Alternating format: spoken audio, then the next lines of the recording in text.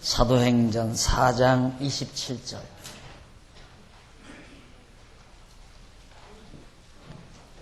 과연 헤롯과 본디오 빌라도는 이방인과 이스라엘 백성과 합동하여 하나님의 기름 부으신 거룩한 종 예수를 거스려 하나님의 권능과 뜻대로 이루려고 예정하신 그것을 행하려고 이 성에 모였나이다.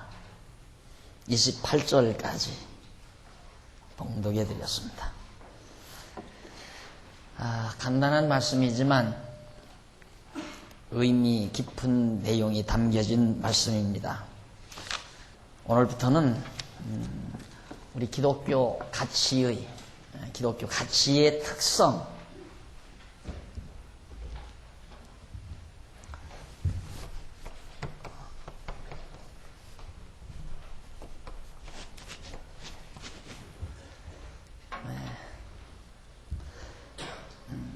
기독교 가치가 지니고 있는 그 특성이 어떠한 것인가에 대해서 알면 이제 우리 기독교 가치론에 대한 깊이를 한층 더 정리하게 되리라고 생각합니다.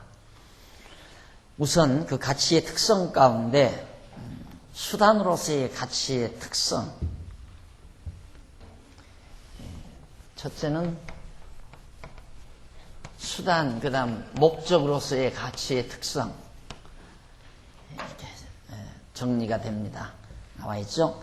가치의 특성이라는 것은 기독교적인 가치가 특별히 가지고 있는 속성을 말하는데, 이러한 가치의 특성은 수단으로서의 가치의 특성과 목적으로서의 가치의 특성이 서로 다르다는 사실을 발견하게 됩니다. 그러니까 지난번 우리 정리된 바대로 가치는 수단으로서의 가치가 있고 목적으로서의 가치가 있다. 그러니까 사실은 목적은 하나이지만 수단은 여러 개일 수 있죠. 요즘 이제 보수와 진보라는 정치 집단에서 보수와 진보에 대한 갈등이 굉장히 많죠. 보수냐 진보냐 이래가지고 이런 문제들이 항상 우리를 어지럽히죠. 그러나 우리는 아주 간단하죠. 우리는 깨끗하게 정리가 되죠. 보수냐 진보냐. 보수는 목적 이외에는 보수할 게 없죠. 목적은 철저히 보수해야 되지만 수단은 얼마든지 진보적이어야 됩니다. 예를 들어서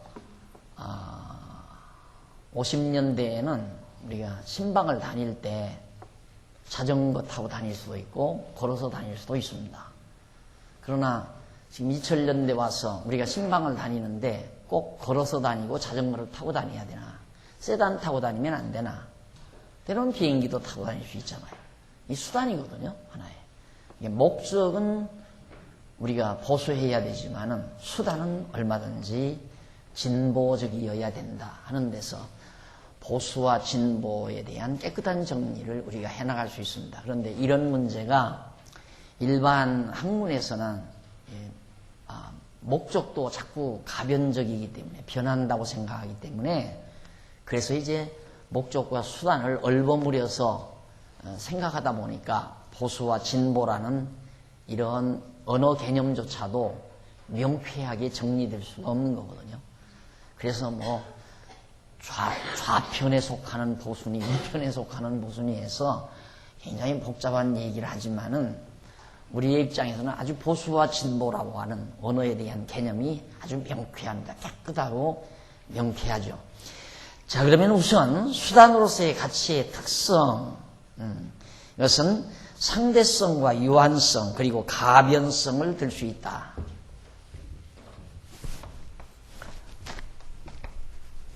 상대성, 유한성, 가변성. 상대적이며 한계가 있고 유한하다. 그냥 늘 가치가 있는 게 아니다. 유한하다. 그리고 그 가치가 가변성이니까 변하죠. 유한한 것이니까 변하는 거죠. 다시 말해서 꽃이 열매에 씨가 맺혀질 때까지는 열매가 이렇게 암술과 수술에 의해서 열매의 그 착상이 되기 전까지는 꽃잎은 참 가치가 있는 거죠. 그러나 일단 아름다운 꽃잎이 나비를 불러들이고 또한 아름다운 향기가 벌을 불러들였을 때 그것이 와서 암술과 수술에 의해서 착상을 시킨 다음에는 꽃잎의 가치는 이제 없는 거죠. 그때의 가치는 이제 열매로 바뀌어지는 겁니다. 그런 거나 같은 거죠. 그러니까 그게 유한한 거기 때문에 반드시 가치도 변한다 하는 얘기예요. 그래서 상대적이기 때문에 유한하고 한계가 있고 그 다음 변질되어진다. 가변하니까 변질된다. 이것이 이제 수단으로서의 가치에 대한 특성이다 라는 얘기입니다. 그러면 우선 상대성에 대해서, 상대성은 사물이 각각 독립적으로 존재하지 않고 다른 사물과 의존적인 관계를 지니고 있는 성질을 상대성이라고 말을 해요. 그러니까 우리가 기둥과 장보, 건물을 지을 때 기둥이 혼자 서 있을 수는 없잖아요. 또 하나의 기둥과 기둥 사이를 가로지르는 장보, 이게 서로가 상대적으로 엮어질 때에 존재가 가능한, 그걸 상대적이라고 말을 해요. 그러니까 우리는 모두가 다 상대적 존재죠. 독존할 수 없는 것이 우리 인간의 모습이기 때문에, 그래서 이제 다른 사물과 의존하는 관계를 지니고서 존재하는 성질을 바로 상대성이라고 그렇게 말한다. 따라서 수단으로서의 기독교적인 가치는 다른 사물 가치와 관계에서 평가되는 상대성을 지니고 있는 거다. 아까 제가 꽃과 열매를 말을 했는데, 꽃은 열매와 관계에서 서로 열매를 위한 꽃이고, 또한 꽃이 꽃이 없이는 열매가 맺히지 못하는 그런 관계에서 서로 의존적이라고 말할 수 있는 것처럼, 바로 모든 사물이 다 그렇습니다. 이 땅의 이 수단으로서의 모든 사물들은 서로가 정말 상대적인 가치를 지니고 산다. 그래서 수단으로서의 가치는 상대적인 가치의 성질을 가지고 있기 마련이죠. 그래서 언제나 어떤 한 일만, 한 가지 그 무엇만을 고집할 수는 없다 이 말이죠. 한 가지 그 무엇만을 고집할 수는 없다. 그래서 그 누가복음 22장 22절로 23절에 보면, 인자는 정한 대로 가지만 예수 그리스도는 하나님께서 정하신 뜻에 의해서 십자가에 못 박혀 죽으시지만 파는 자는 화가 있게 된다는 말씀이 누가복음에 기록되어 있어요.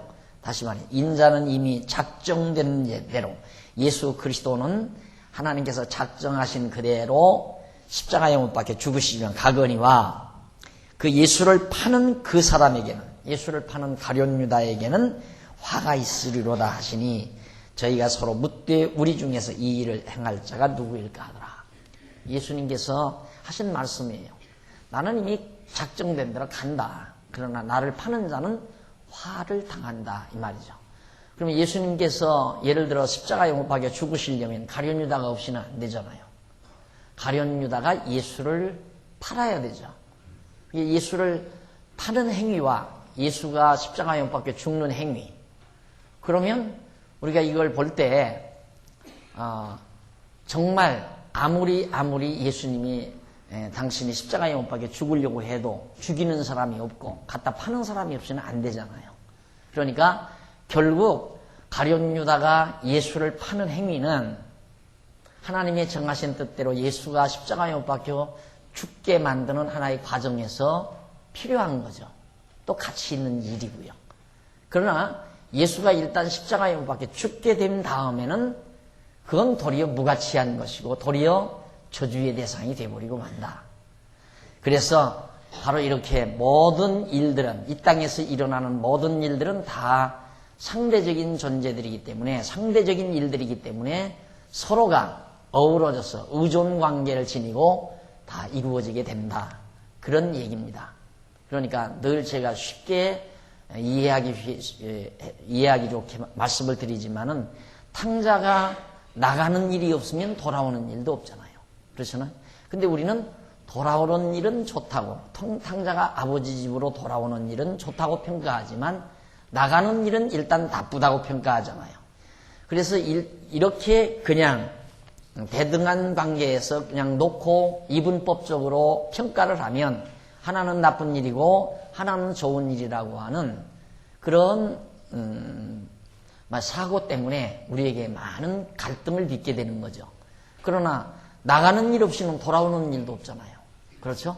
그러니까 돌아오는 일은 나가는 일에 의존되고 나가는 일은 이미 돌아올 것에 의해서 의존적이고, 그러니까 나가는 일이 좋다고 하는 것은 돌아올 것이 전제되기 때문에 좋은 거고, 또 돌아오는 일이 좋은 것은 나가는 일이 있었기 때문에 돌아오는 일이 좋은 것이죠. 그래서 서로 의존적이라는 말입니다. 그래서 바로 이 수단으로서의 가치는 모두가 다 상대적이다. 이래서 바로 우리가 우리의 생각의 틀을 그렇게 정리하셔야 됩니다. 우리가 망하는 일이 없으면 흥하는 일도 없잖아요. 그렇죠? 잃어버린 일이 없으면 다시 찾는 일도 없다는 얘기입니다. 그러니까 내가 돈을 잃어버렸다. 잃었다가 다시 찾았다. 잃어버릴 때의 아픔이 없이는 찾는 기쁨이 없죠. 그러니까 이 땅에서 일어나는 모든 일들은 가치가 없는 일이 없다. 다 무엇으로? 수단으로서의 가치가 있는데 그 가치는 상대적이다 이 말이에요. 그러니까 분명히 잃어버린 것이 좋은 것은 찾을 때에 기쁨이 있기 때문에 좋잖아요. 잃어버릴 때에 좋은 것은 찾을 때 기쁨이 있다. 망하는 것이 좋은 것은 다시 흥할 때의 기쁨이 전제되기 때문에 망하는 것도 좋은 것이다. 그래서 망한다, 흥한다, 좋다, 나쁘다, 또한 잃었다, 얻었다 이런 등등 모든 상대적 관계에 있어서 어느 것 하나 무가치한 것 없다. 다 수단으로서의 가치가 있는 것이다. 그런 얘기입니다.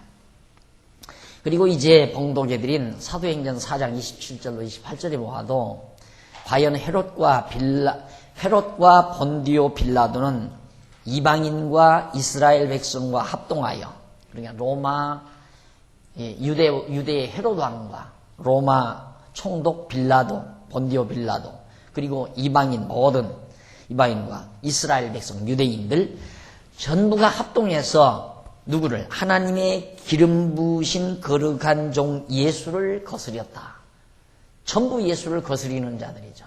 그러니까 헤롯 왕도 로마 본디오 빌라도도 그리고 유대인들도 이방인 모두들도 전부 예수를 거스리는 자들이에요. 그런데 그 예수를 거스리는 행위가 하나님의 권능과 28절 하나님의 권능과 뜻대로 이루려고 예정하신 그것을 행하려고 이성에 모였나이다. 그러니까 결국 하나님의 정하신 뜻을 이루려고 그들이 예수를 거스려 모였다 이 말이에요. 그러니까 하나님의 뜻을 이루려고 모든 사람들이 예수를 거스리는 행위를 했다. 그런데 우리는 예수를 거스리는 행위는 나쁜 일이고 예수를 믿고 따르는 행위는 좋은 일이다라고 하는 그런 시각을 가지고 우리가 세상을 바라보기 때문에 우리에게 많은 갈등이 쌓이게 된다. 그러니까 예수님은 벌써 그걸 초월한 거예요. 자, 바리새인들이 예수를 반대하거나 거역하거나 유대인들이 거역하거나 제사장들이 거역하거나 또 로마 황제나 로마 군병들이나 헤롯 당원들이 예수를 거스려도 예수는 그것에 대해서 하나 스트레스를 받지를 않는 거죠. 왜? 그것이 그런 행위들이 하나님의 정하신 뜻을 이루어가는 데 있어서 반드시 필요한 일들이기 때문에 그렇게 되어져야 할 가치로운 일들이기 때문에 그래서 그런 문제에 대해서 하등 전혀 예수는 부정적인 시각을 가지고 보는 것이 아니었다. 그런 얘기입니다. 그래서 이제 초연한 상태를 이루는 거죠. 이것이 바로 우리 기독교인들이 가져야 될 가치관이라는 얘기입니다. 그런 가치관을 지니고 우리가 이 세상을 살아가야 된다. 근데 우리는 그게 아니잖아요. 가끔가다. 요렇게만 꼭 요렇게만 돼야 된다 이거죠. 이렇게만 꼭 돼야 된다. 아니에요. 저렇게도 돼야 될 것 같으면 저렇게도 돼야 되는 거예요. 그런데 왜 우리는 괴로운가? 이렇게 돼야 되는데 저렇게 되니까 괴로운 거라 이 말이에요. 그래서 이 말을 듣기 좋게 아주 빨리 이해되게 되는 대로 해라 이 말이에요. 되는 대로. 안 되는 건 하지 말고 되는 대로 해라. 그래서 가끔 저도 이제 이 교회를 이렇게 교회를 목표해 가면서 제 자신의 어떤 목표가 있잖아요. 이렇게 됐으면 좋겠다 하는데 그렇게 안 될 때 때로는 내가 속이 상해요. 속이. 그러면 일단 속이 상하면 그냥 속이 상한 게 아니라 내가 왜 이렇게 속상하나 그걸 분석을 하는 거죠. 내가 왜 이렇게 속상하지? 내가 속상하다고 하는 것은 정당성이 있는 게 아니에요. 내가 지금 뭔가 착각한 거예요. 착각이기 때문에 속상하니까 내가 지금 뭘 착각하고 있나?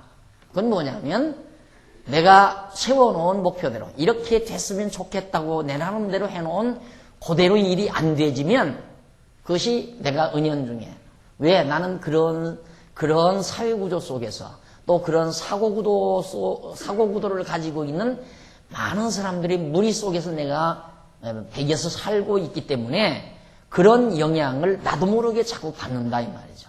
이것에서 깨어나서 빨리빨리 그 속에서 내가 빠져나오는 것이 지혜자의 행동인 겁니다.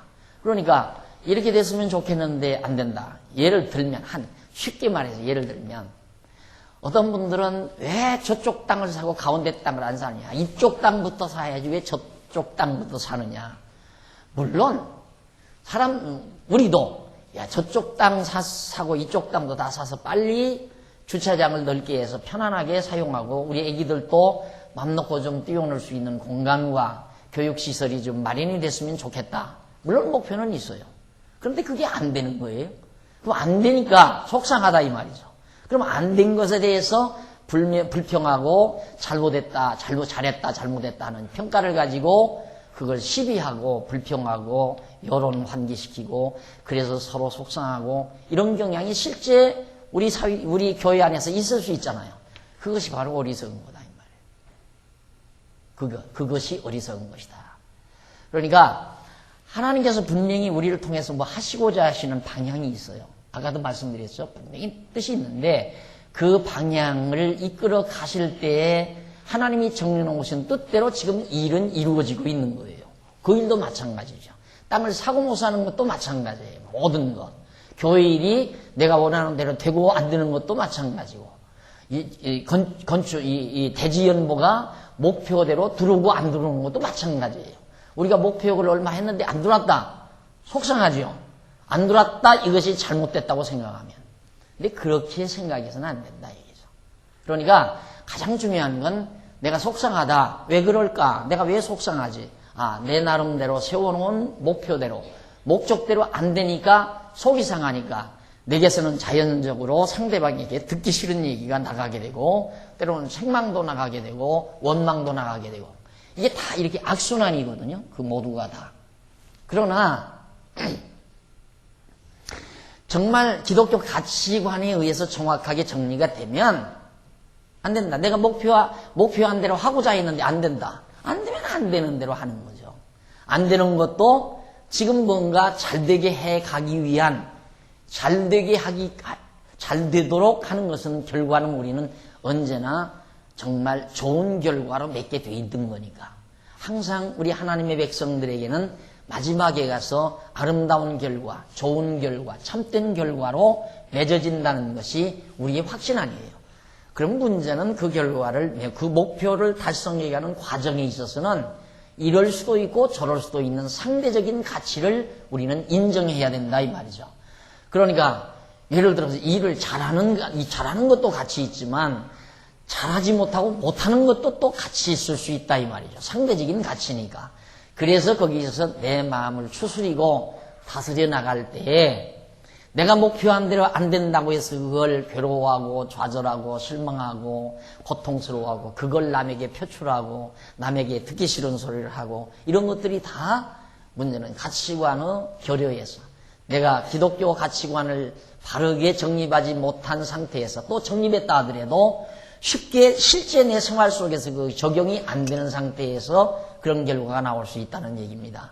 그러나 자세하게 자기 자신을 투영해서 바라보게 되면 쉽게 그저 2, 3분 안에, 안 그러면 그저 몇십 분 안에 빨리 자기를 추스려서 분노와 노여움과 분을 참고 이해하고 견뎌나가는 그러한 삶이 바로 이 가치관에 의해서 가능하다는 얘기입니다.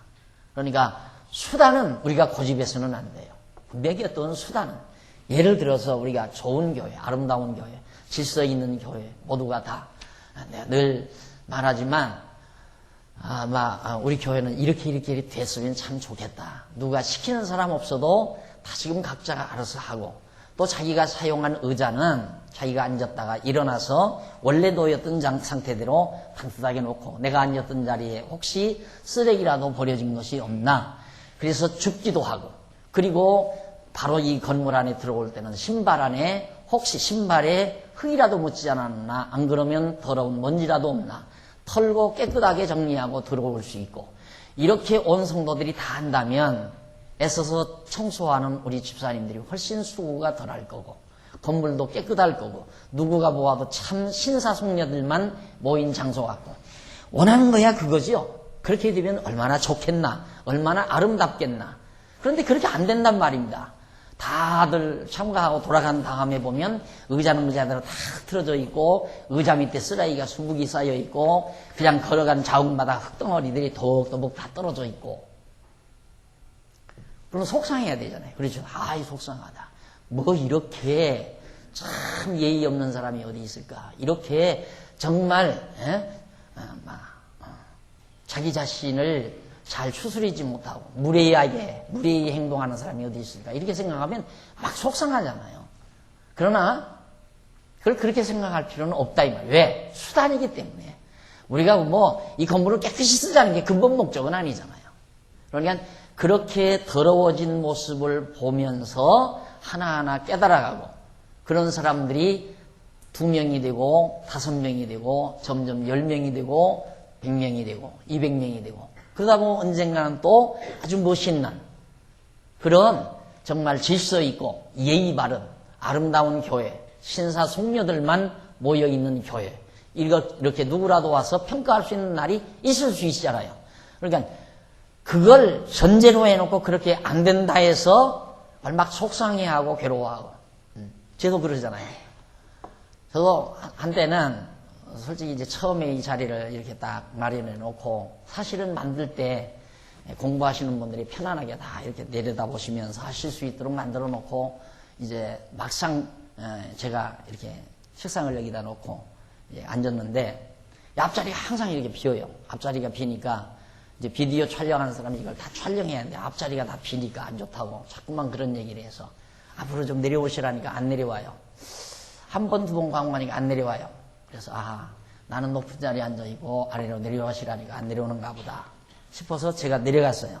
내려가서 지금 한 반년 이상 그들이 앉았는데도 안 내려오셔요. 이제는 그거 포기해버렸어요. 내려온다고 꼭 좋은 건 아니고, 안 내려온다고 해서 꼭 나쁜 것만도 아니다. 결국 언젠가는 우리가 서로가 깨달은 다음, 누구의 명령에 의해서 내려오는 게 아니라, 우리가 정말 성도들의 수가 많아지고 점점 말씀을 사모하는 열정이 많아져서 자꾸만 앞으로 다가오는 그것이 좋지, 목사나 장로님이 저 다 밑으로 내려오시오 해서 내려와 앉는다면, 그거 내려오라고 말한 다음에도 찝찝하고, 왜? 자기가 대단한 어떤 명령자로 군림한 거 아니에요? 또 내려온 사람도 내려오라고 해서 내려온 다음에 가만히 생각하니까 이거 내가 뭐야, 이건 뭐 내려오라 하니까 내려가고, 사람이 명령에 순종하고 나면 기분 나쁘잖아요. 그래서 안 내려오는 것도 참 좋구나 이 생각을 해요. 솔직히 명령대로 좀 부탁한 대로 따라서 안 하는 것도 그분들의 자존심을 지키는 일도 되고, 또 나도 주대 파악을 할 수 있고, 목사가 한마디 하면 성도들이 다 따라줄 거다. 이게 얼마나 큰 착각입니까? 이게 그런 착각에서도 나도 벗어날 수도 있고, 이런 것들이 스스로가 자기를 내려다볼 수 있는, 자기를 이렇게 들여다볼 수 있는 하나의 중요한 구도죠. 이게 가치관이라는 게, 그런 걸 내다볼 수 있는 가치관. 안 그러면 만약에서 목사가 한마디 하면 내려와야지. 왜 안 내려와? 집사님들 왜 안 내려와? 권사님들 왜 안 내려와? 이러면서 할 수 있잖아요. 그게 주제 파악 못해서 하는 거란 말입니다. 그러니까 우리가 이 세상 살면서 이 가치관에 대한 정확한 이론만 자기가 잘 터득하고 있으면 속상할 게 하나도 없다. 속상하고 나면 그때는 내가 착각해서 속상한 거지 저쪽이 잘못돼서 내가 속상하다. 이것은 항상 책임을 상대에다가 돌리는 그런 무책임한 행위죠. 그러니까 모든 책임을 자기가 지는, 나 때문에 내가 속상하다 이 말이에요. 문제는 속상한 원인이 내 안에 있는 것이지 상대에 있는 게 아니다. 목사님 무슨 말씀입니까? 아이들이 내 말을 듣지 않고 공부를 못하는 내가 어떻게 속상해요? 가만히 분석해 보세요. 아이들이 말을 듣지 않고 공부를 못한다. 그래서 내가 속상하다. 그 이유가 어디 있는가? 그 이유가 왜 속상한가? 따지고 보면 전부 자기 욕심이에요. 자기 욕심. 그래서 속상한 거예요. 그러니까 그걸 알면 아이들은 아이들대로 져줘와서 사는데 아이들이 꼭 나 좋게 살아야 될 이유가 있느냐 이 말이에요. 안 그래요? 아이들은 꼭 부모를 위해서 살아야 된다. 그게 아니다 이 말이에요. 하나님께서 이 세상에 인간을 내보낼 때는 다 각자 개성 따라 그 사람의 장래를 정해놓으시고 이끌어가는 거란 말입니다. 아이가 어린 시절 방탕할 수 있잖아요. 왜? 하나님이 방탕하도록 정해놨으면 부모 말 안 듣고 방탕한다 이 말이죠. 왜? 그렇게 해가면서 그의 앞길을 하나님이 깨달아가게 하는 그런 교육 프로그램을 하나님이 만들어 놓으셨으면 그렇게 가도록 돼 있는 거예요. 그런데 저놈이 공부를 잘해서 내가 소원하는 대로 급제를 하고 내가 소원하는 대로 정말 성공을 해서 친구들 앞에 가서도 내 자녀가 어쩌고 정말 성공을 어떻게 했고 이런 자랑을 늘어놓아서 내가 만족하려는 그것이 너무도 분명하다는 얘기예요. 그러니까 그런 문제도 다 자기 안에 있는 것이다.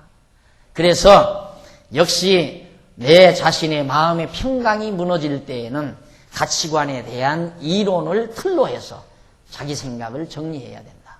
그래야 빨리 1, 20분 내에 마음을 평정시킬 수가 있어요. 이게 아니면 평정이 안 돼요. 절대 안 돼요. 끝까지 자기 위주로 모든 사물을 봐나가니까. 왜? 인간이 하나님 되려고 하니까. 하나님 되려고. 가끔 가다가 이제 저희 집사람도 자리 엄마도 가끔 속상해서 뭘 어떻게 얘기해. 그러면 내가 농담으로 그런 말을 해. 아이고 부하나님 한 분 생겨나셨구만. 부하나님 취임하셨구만. 그런 거 알죠. 하나님이 계신데 정하나님이 계신데 자기가 부하나님 노릇하려고 자기 마음대로 안 되니까 속상하다 이 말이에요. 나부터도 그러거든요. 속상한 다음에는 반드시 내가 왜 이렇게 속상할까? 그걸 반드시 속상한 직후 바로 생각을 하죠. 그러면 너무너무 분명해요. 확실하고 분명해서 내 마음을 정리하는데 아주 큰 힘을 얻곤 하는 것이 바로 이 가치관에 대한, 가치론에 대한 이론칙이라는 것을 다시 한번 우리들이 살펴볼 수 있습니다. 그러니까 많은 헤롯이나 본디오 빌라도나 로마 군병들이나 이방인들 또 유대인들이 다 예수를 거스리는 행위, 단지 그 거스리는 행위를 독자적으로 보면 우리는 나쁜 놈들이다. 야, 저런 나쁜 놈들이 있을까? 왜 그렇게 귀하신 하나님의 아들을 저렇게 거스릴까? 그 일 하나 독자적으로 딱 놓고 보면 저놈들 나쁜 놈이다라고 평가할 수 있어요. 그러나 예수님께서 이 땅 위에 하나님께서 보내신 뜻을 생각하면 참 잘 되져가는 일이다 라고 평가되지 않아요. 참 잘 되져가는 일이다 이 말이에요. 그러니까 우리가 이 세상 모든 만사 이루어지는 일들, 가치 이런 것들을 평가할 때 항상 수단으로서는 상대성을 지니고 있다는 것을 잊어서는 안 된다. 그래서 자주 쓰는 얘기지만 로마서 8장 28절에서 모든 것이 합력을 해서 선을 이룬다.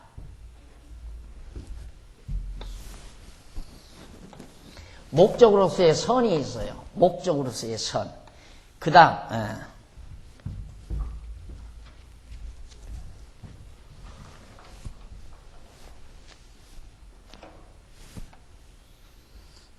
그 다음에 이제 이 수단으로서는 선과 악, 이게 있죠. 수단으로서는 선과 악. 다시 말해서 좋은 것과 나쁜 것이 있다. 예수를 거스리는 일과 또 예수가 이제 하나님의 뜻대로 고난을 당하는 일, 하나님의 뜻대로 고난 당하는 일, 선한 일, 또 예수를 거스리는 일, 나쁜 일, 이 두 가지 일이 합력해서 이것이 합쳐져서 결국 궁극적인 이 하나님의 선하신 뜻을 이루어 가는 것이다. 그 얘기예요. 아주 간단한 거예요. 그러니까 이 도표만 항상 여러분의 사고구도 속에 늘 둬두고 아이들을 바라볼 때도, 자녀들을 바라볼 때도 이렇게, 목사가 교인들을 바라볼 때도 이렇게, 또 선생이 제자를 바라볼 때도 이런 틀을 가지고, 또 내가 친구를 바라볼 때도 이런 틀을 가지고 항상 상대를 보고 정리해 나가야 된다. 자기 생각을 정리해 가야 된다. 그렇게 되면 우리가 정말 지금까지 살아온 완전히 흑백 논리, 완전히 이분법적인 흑백 논리 체계하에서 살아올 때의 내 모습하고는 완전히 딴 사람으로 자기가 살고 있다는 사실을 발견하게 되죠. 그래서 좌절도 없고 절망도 없고, 뭔 일이 조금 잘 되는 듯 싶다고 해서 오만 떠는 것도 없고, 뭔 일이 좀 잘못된다고 해서 움츠러드는 일도 없고, 잘 된다, 잘못된다라고 하는 건 하나의 수단이기 때문에 결국 이 수단은 잘 되는 것도 수단이고 못 되는 것도 수단이란 말입니다. 아버지 곁을 떠나서 나가는 것도 수단이고 아버지 곁으로 돌아오는 것도 한 수단이에요. 뭔 수단? 아버지와 함께 아름답게 살기 위한 이 목적을 향해서 나갔다가 돌아오는 일들이 이루어지는 것이다. 그러니까 우리가 이 세상에 살아가면서 전부가 이거 아니에요? 상대적인 거예요. 모두가 다. 이 상대적인 일을 이건 좋고 이건 나쁘다라고 하는 아주 단순 평가를 가지고 살면 사람이 조잡스러워져 간다. 그 말이에요. 아주 조잡스러워져 간다. 그러나 거기에서만 벗어나 버리면 정말 정말 마음이 대단히 큰 사람이다. 이런 평가를 상대방들로부터 받을 수 있을 만큼 자기도 모르는 변화된 삶을 살아가게 된다. 부부의 삶도 마찬가지네요. 그러니까 내가 볼 때 우리 교회 성도님들 가정에 부부 갈등이 거의 없는 것으로 제가 평가를 하는데, 왜 그러냐면 처음에는 와서 저기 앉고 여기 앉고 그러더라고요. 여기 앉고 여기 앉고. 그러다가 점점 모여서 나중에는 나란히 앉아서 살아가고 그러는데, 뭐 얘기 들어봐도 서로 부부싸움 한다는 사람이 없는 것 같아요. 그 부부싸움 하는 것이 나빠서 안 하는 게 아니라 은연중에 자꾸 공부하면서 뭔가 깨달아지니까 마음이 넓어지는 거예요. 자꾸만 넓어지는 거예요. 넓어지다 보니까 부부 갈등이 해소돼 버리는 거죠. 그래서 내가 늘 그러니까 자녀들 결혼식 할 때 결혼 청첩장 가거든 꼭 오세요. 꼭 와서 한번 줄에서 한번 듣고 맨날 반복되는 줄에서지만 그 줄에서 한 번씩 듣고 나면 또 생각을 달리하고 또 생각을 달리하고 하는 거죠. 보통 그러잖아요. 모두가 다 서로 만날 때 내가 저 상대를 이용해서 내가 행복하려고 하는 거예요. 내가 저 사람을 이용해서 내가 행복하려고. 근데 그 사람은 또 나를 이용해서 행복하려고 그런다 이 말이에요.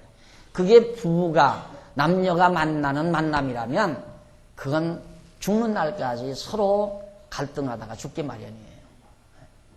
서로 자기가 불만스러우니까 그 불만을 네가 좀 채워달라고 그러거든요. 내 불만은 네가 채워주고 그 사람 불만은 날들어 채워달라는 거니까 이 집이 얼마나 큰 집입니까? 엄청난 짐 아니에요. 그래서 사랑은 행복한 사람만이 할 수 있어야 한다 이 말이에요. 또 할 수 있는 거다. 자기가 행복해야 사랑을 하는 거지, 행복하기 위해서 사랑한다면 상대를 이용해서 내가 행복하고자 하는 그런 이기적인 사고를 가지기 때문에 서로 충돌하게 되고, 그 충돌 안 하는 이유는 이제 서로 막 참는 거예요. 막. 그래. 이제 헤어지면 이거 무슨 망신이야. 집안 망신이고 아이들하고 어쩌고 저쩌고 이런 것 때문에 억눌려서 그냥 억지로 참고 견디는 거지, 정말로 상대를 이해하고 상대를 소화해서 화합하는 그런 것이 안 되는 거라 이 말이죠. 그런데 우리는 우리 성도님들은 돼요. 그게 가능해요. 서로가 자꾸 이해하니까 그래서 내가 화가 나면 상대가 잘못해서 내가 화나는 게 아니라 화나는 이유가 내 안에 있다라고 하는 것을 찾을 수 있는 그런 정도 점점 우리의 생각이 바뀌어져 가잖아요. 그만큼 사람이 달라지는 거란 말입니다.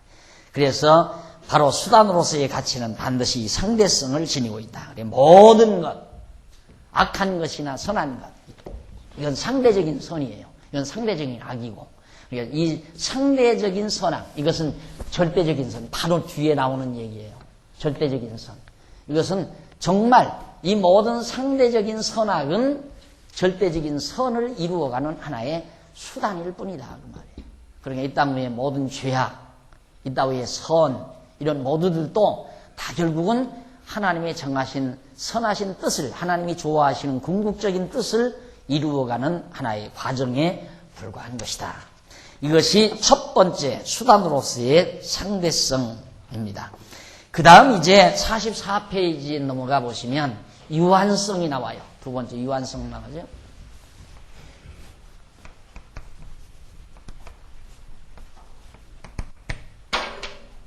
유한성. 한계가 있다 이 말이에요. 가치는 한계가 있다.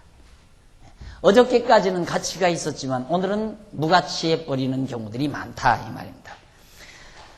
자, 유한성은 사물이 존재함에 있어서 그 한도나 한계를 포함하고 있는 성질을 말하는데, 수단으로서의 기독교적인 가치는 그 한도나 한계가 있는 유한한 특성을 가지고 있습니다. 그래서 수단으로서의 가치는 그 분량이나 기간이 있어서 한도와 한계가 반드시 있기 마련이다.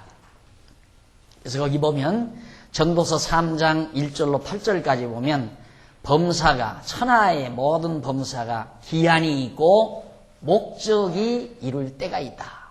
기한이 있고 목적이 이룰 때가 있다.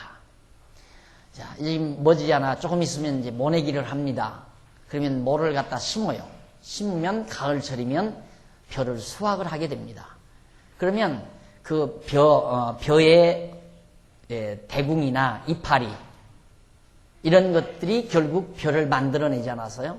벼가 익어지기까지는 이파리와 줄기가 참 유용했어요. 가치가 있었다 이 말입니다.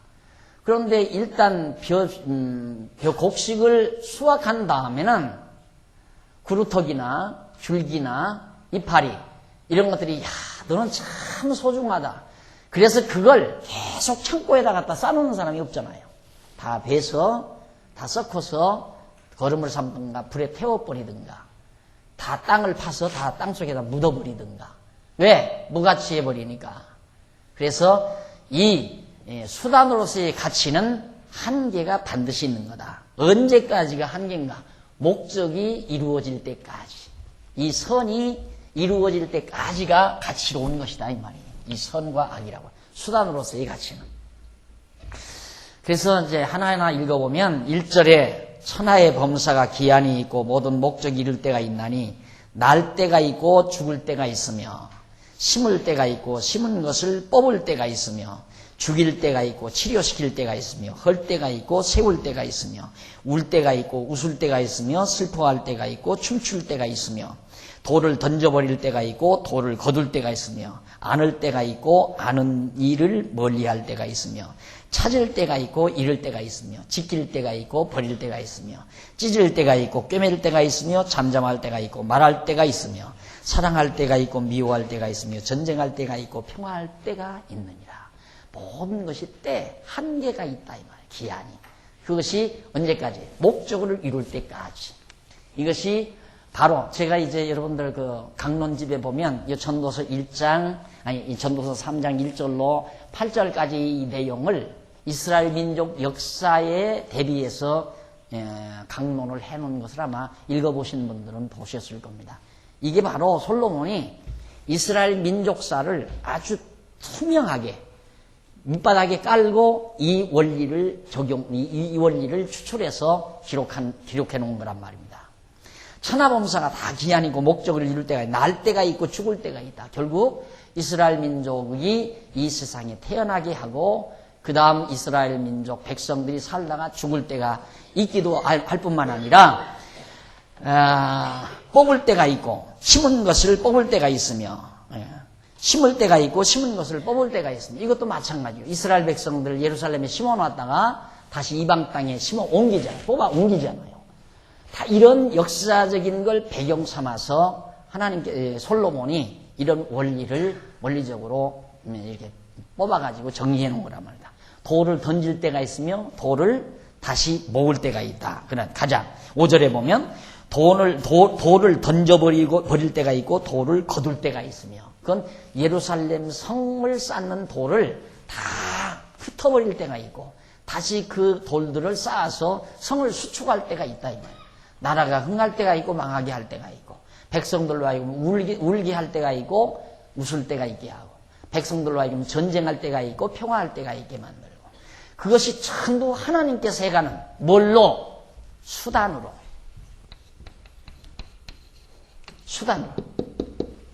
예, 낳고 죽는다. 출생하는 건 좋은데 죽는 건 나쁘다. 우리는 그러잖아요. 그게 이분법적 사고방식이거든요. 흑백 논리적인 이분법적 사고방식. 이것이 우리들의 끊임없는 갈등을 불러온다. 이건 좋고 이건 나쁘다라고 하는 거. 이 생각 때문에 우리는 끝없이 불행한 겁니다. 죽는 날까지 불행하게 사는 거예요. 여기에서만 벗어나 버리면 우리의 불행은 완전히 차단되는 거예요. 불행감은 없어져 버린다. 자, 헐고 헐어지는 건 나쁘죠. 우리들이 볼 때 헐어지는 건. 그러나 다시 성이 쌓아지는 건 좋다고 생각하잖아요. 그러나 헐어지는 것이나 쌓아지는 것이나 심는 것이나 뽑는 것이나 나는 것이나 죽는 것이나 전쟁할 때나 평화할 때나 웃을 때나 울을 때나 모두는 다 수단에 불과해요. 그런 하나의 수단 섭리를 통하여 하나님이 정하신 영원한 뜻, 절대선을 이루어 가시는 하나님의 섭리라는 사실을 전도서 3장 1절로부터 8절까지 기록되어 있다. 그런데 우리는 끊임없이 이 하나님의 크신 뜻을 우리는 늘 생각지를 못하고, 우리가 지금 한 달의 소득, 지난달의 소득보다 이달의 소득이 줄어들어 버리면 거기서부터 이제 우리는 헤매는 거죠. 그렇잖아요? 거기서부터. 또 내가 가지고 있던 재산이 날아가 버리면 거기서부터 이제 우리는 헤매게 되는 거고요. 하나님은 그게 아니라 돈이 있게도 하고 없게도 하고, 부자 되게도 하고 가난하게도 하고, 건강하게도 하고 병들게도 하고, 이러면서 하나님의 뜻을 이루어 가시기 때문에 부자 되는 것도 가난한 것도 병든 것도 건강한 것도 하나님이 궁극적인 절대선을 이루어가는 수단으로서의 가치가 있는 것들인데, 우리는 건강한 건 가치가 있고 병든 건 가치가 없다고 하는 흑백 논리에 기초한 이분법적 사고의 틀이 우리를 영원히 불행하게 만든다. 이것 벗어나 버려야 돼. 이걸 무너뜨리는 것이 가치론에 대한 이론 체계입니다. 그러니까 이 이론에 조금이라도 여러분들에게 수납되지 아니하는 부분이 있다면, 그건 이제 그 부분은 얼마든지 의제기가 되는 거죠. 의제기가 되는 분은 이제 이 이론에 설득이 안 되는 거고, 이 이론에 설득이 안 되면 자기 사고 체계가 안 되는 거고, 사고 체계가 안 되면 영원히 갈등하는 거고, 그런 거예요. 그런데 모르겠어요. 제 머리가 부족해서 그런지 모르지만 저는 이 이론에 항거할 수가 없는, 도저히 어디에 흠집을 잡을 수 없는 너무도 분명한 하나님의 말씀. 이 다 성경에서 뽑아낸 얘기거든요. 성경에서 이 가치론에 대한 부분만을 이렇게 따로 추려서 정리해 놓은 거기 때문에 박 목사가 특별히 연구해서 만들어낸 게 아니라 이 성경이 말하는 진리체계예요. 여기 어디 흠집이 있을 수가 없잖아요. 그래서 설득되는 거고, 설득되기 때문에 이것이 나의 생각체계가 된 거고, 생각의 틀이 된 거고, 이 생각의 틀은 모든 사물을 용해하는, 모든 사물을 보고 해석하는 능력을 가져다주고, 그 능력에 의해서 내 불행감을 축소시켜버리고, 그래서 늘 마음의 평안과 기쁨을 유지할 수 있는 거고, 이게 굉장히 중요한 얘기다. 그런 얘기입니다. 자, 그래서 바로 전도서 3장 1절로 8절은 모든 만사의 유한성, 목적을 이룰 때까지 바로 이것은 가치가 있다. 일단 목적을 이루어 놓고 나면 무가치하다. 가치가 없는 거죠. 유한한 성질을 지니고 있다. 고린도후서 4장 16절로 18절에 보아도 보이는 것은 잠깐이요 보이지 않는 것은 영원하다 그랬어요. 보이는 것, 이 땅에서 보이는 세계에서 이루어지는 모든 것은 잠깐이에요. 유한하다 말입니다. 유한하다. 그럼 이 보이는 것은 뭐를 위한 건가? 보이지 않는 세계를 위한 거거든요. 보이지 아니하는 세계를 목적으로 하고 보이는 이 유한한 세계를 우리에게 주신 거란 말입니다. 그러니까 보이는 유한한 세계에서는 우리가 모두가 다 상대적일 수밖에 없다. 그래서 절대 주장하면 안 된다.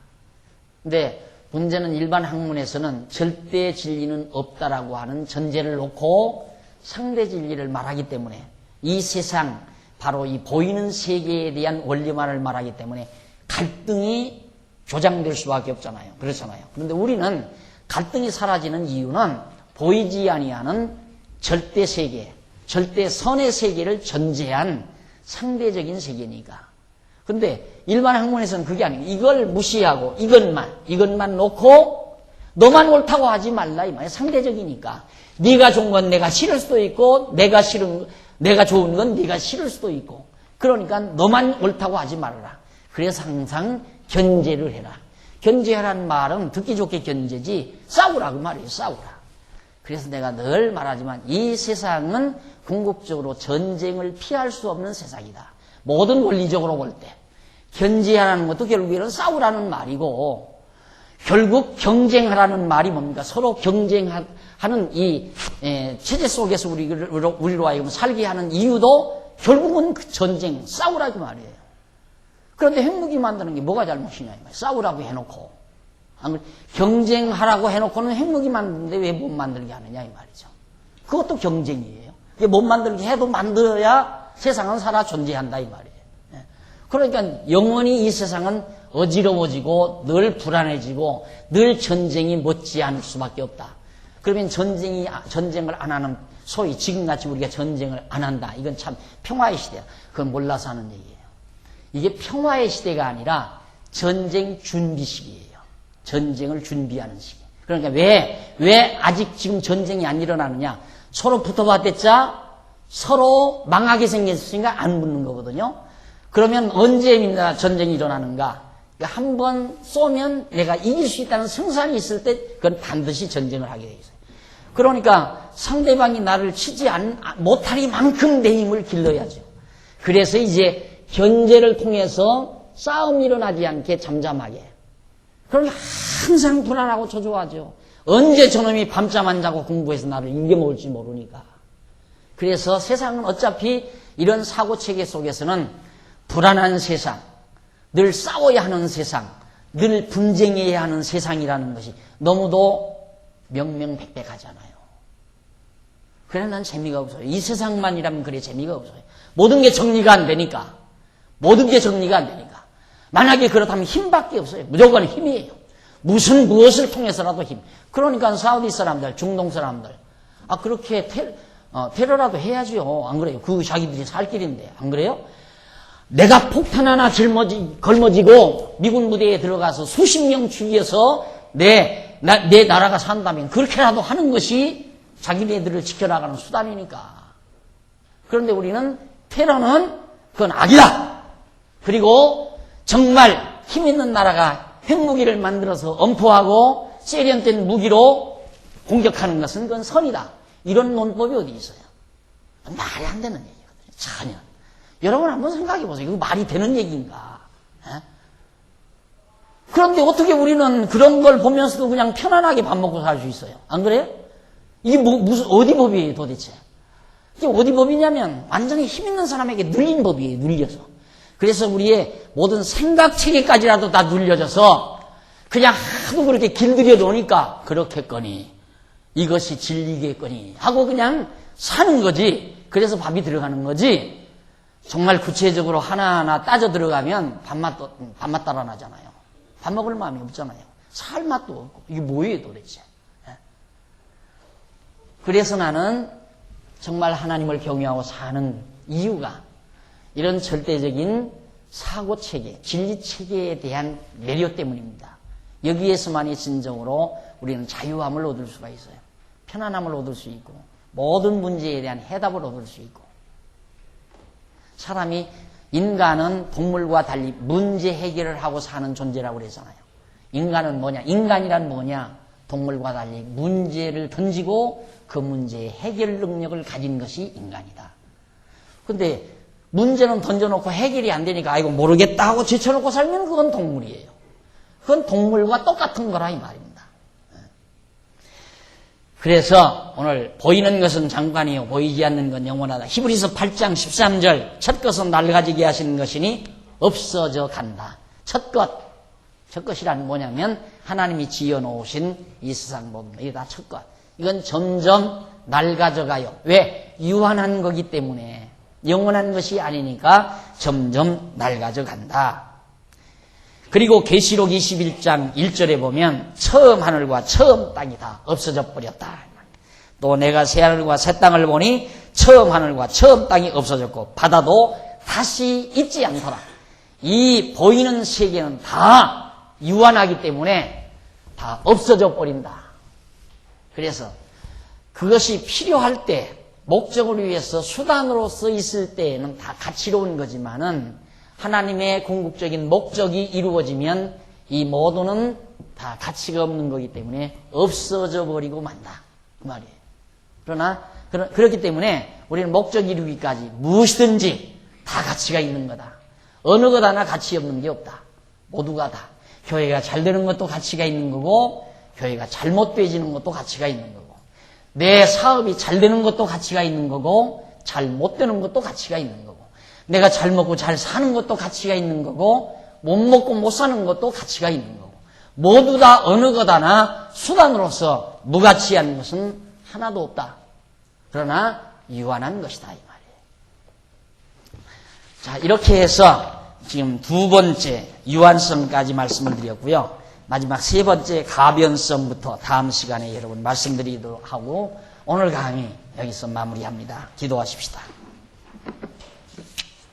살아계신 하나님 아버지, 우리를 이 유한한 세계에 놓아두시고 이모로 저모로 어둡게도 하시고 밝게도 하시고 울게도 하시고 웃게도 하시고 싸우게도 하시고 화목하게도 하시고 무너뜨리기도 하시고 다시 세우게도 하시면서 하나님의 정하신 궁극적인 목적을 이루어 가도록 섭리하시는 하나님의 크신 능력을 다시 한번 저희들이 살펴봤습니다.